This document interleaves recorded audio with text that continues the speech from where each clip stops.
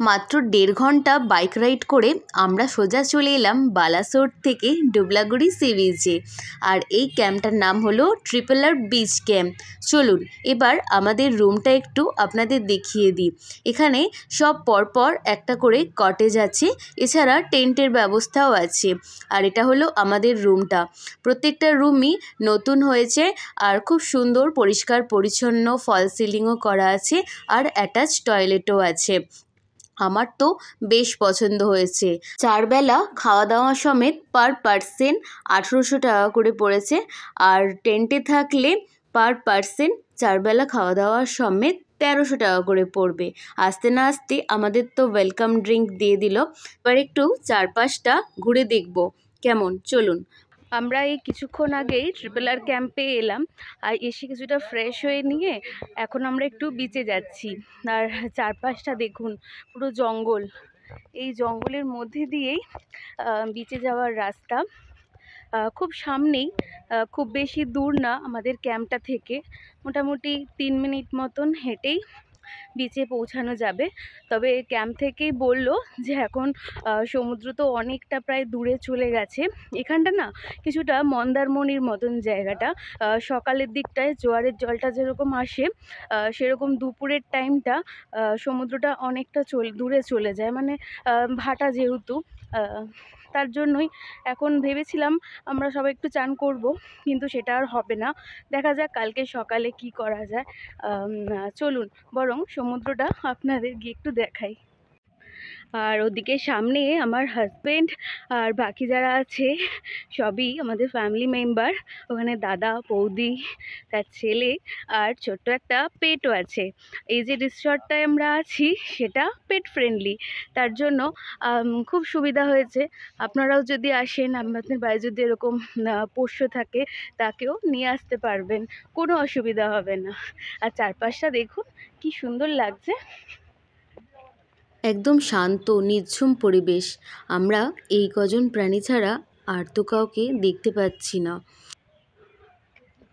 যাওয়ার রাস্তাটা কিন্তু সত্যিই খুব সুন্দর, পুরো বালি চারিধারে আর পুরো জঙ্গল এটা। আমার হাজবেন্ড তো বলছে রাত্রিবেলা আমরা একটু বিচে আসব, এখানটা দিয়ে আসতে বেশ দারুণ একটা অ্যাডভেঞ্চারও হবে। তবে আমার খুব একটা অ্যাডভেঞ্চারের শখ নেই, জানি না ও কি করবে, না হলে বাকিদের সাথেই ও আসুক। আমি একটু ভীতুও আছি, তাই আমি অত রিস্ক নেব না। সমুদ্রটা দেখুন খুব একটা দূরে কিন্তু নেই, মোটামুটি কাছেই আছে, কিন্তু চান করব তার তো কোনো প্রিপারেশান নিয়ে এলাম না।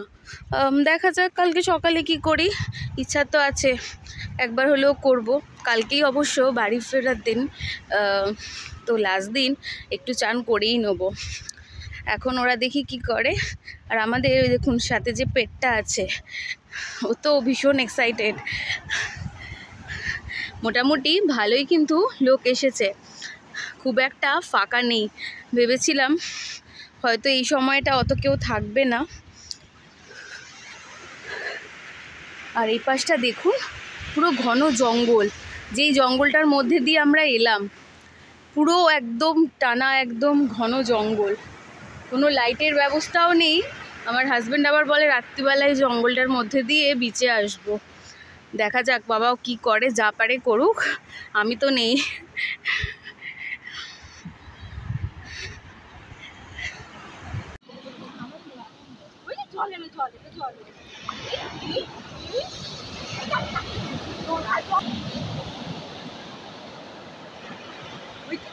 প্রায় অনেকটা সময় আমরা বিচে কাটালাম সবাই মিলে।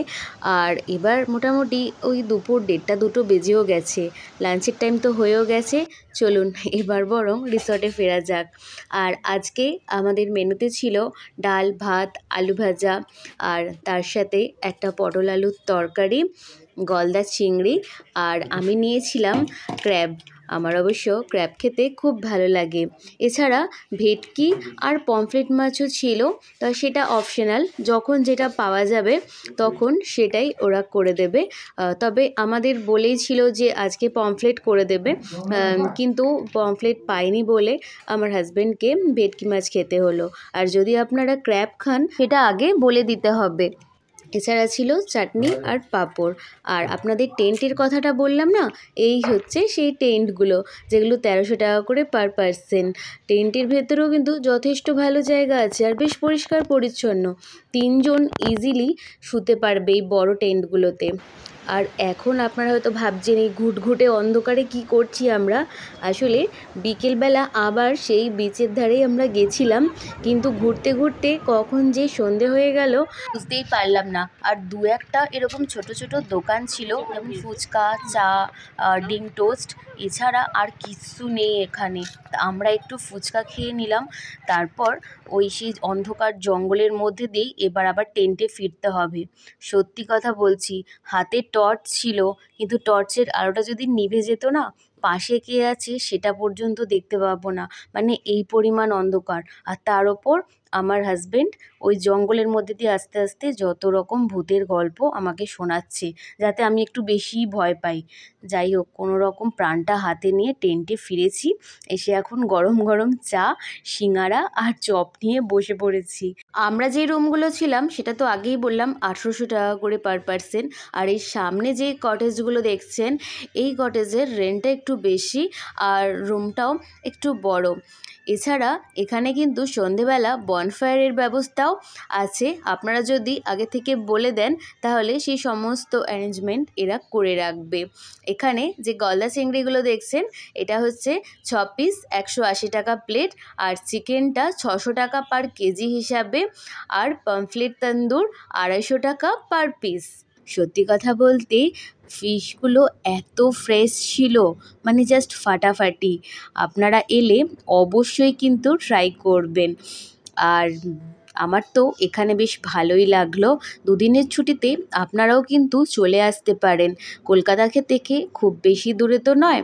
আর রাতে আজকের ডিনারে ছিল ডিম কারি, চিকেন, এছাড়া পনিরও দিয়েছিল। আমি যেহেতু চিকেনটা একেবারেই খাই না, তার জন্য আমি ডিমের কারিটা নিয়েছি। সকালবেলা ঘুম থেকে উঠে আমরা চলে গিয়েছিলাম সমুদ্রের ধারে সানরাইজ দেখব বলে, কিন্তু এত বেশি কুয়াশা, তাই সানরাইজ তো আর দেখতে পেলামই না। কিন্তু খুব ইচ্ছা ছিল যে একটু স্নান করব, কিন্তু মারাত্মক ঠান্ডা হাওয়া, তাই শীতের মধ্যে ডিসেম্বর মাসে বুঝতেই পারছেন সম্ভব না, তাহলে আবার শরীর খারাপ হয়ে যাবে। তাই ক্যাম্পে ফিরে এসে আমরা চান করে সবাই ফ্রেশ হয়ে নিলাম। এবার ব্রেকফাস্ট করে এখান থেকে রওনা দেব, কারণ এখান থেকে কলকাতা পৌঁছাতে পৌঁছাতেও প্রায় সন্ধে হয়ে যাবে। আপনাদের কেমন লাগলো অবশ্যই জানাবেন।